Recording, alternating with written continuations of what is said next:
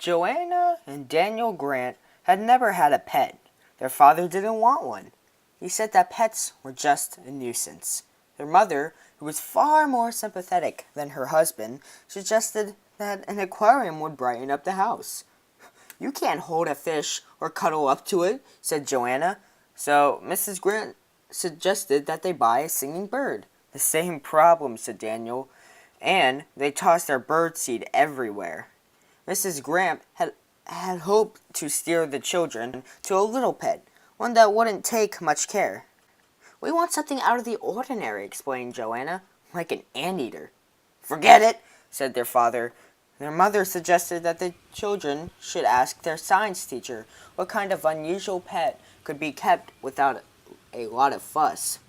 The next day, Joanna and Daniel ran into the garden where Mrs. Grant was pruning roses, and told her which one they had chosen.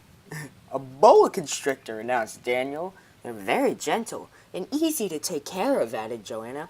"That's what our teacher told us." So Mrs. Grant took the children to the pet shop, where they bought a young boa constrictor, which they called Joyous Squeezer. Joyous lived in a cage, but the children often let him curl around their arms or legs while they were in the house. In no time at all, Joyous grew too large for the cage and began to crawl from room to room.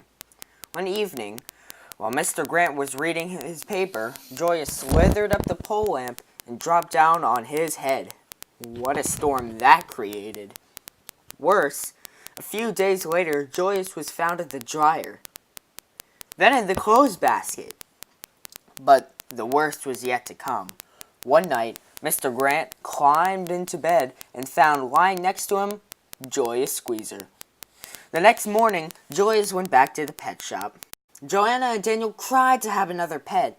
"How about 2 cats?" he asked. "One for each of you? Cats are cuddly and furry and have beautiful lives. They'd make wonderful pets. They play with strings and with balls. They aren't any trouble." The children agreed. So they and their mom again marched to the pet store, where they purchased 2 little cats, Beatrice and Benedict.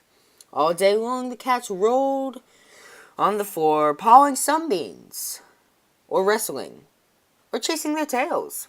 Joanna and Daniel held them on their laps and let them sleep at the foot of their beds. Everyone was happy until Beatrice and Benedict climbed on the kitchen counter, knocked over the jellies and jams, rolled around in the sticky stuff, and raced through the house, brushing against the furniture, staining the rugs, and soiling the linens and towels. "That's it!" exploded Mr. Grant. "No more pets in this house!" "It was just an accident," cried the children, hoping to keep Beatrice and Benedict from being returned to the pet shop.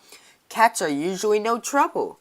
"You say cats are usually no trouble," grumbled Mr. Grant. "But I say cats and jam are. So whenever something is confusing, funny, and noisy, think of Mr. Grant saying, 'You say cats are usually no trouble, but I say cats and jam are.'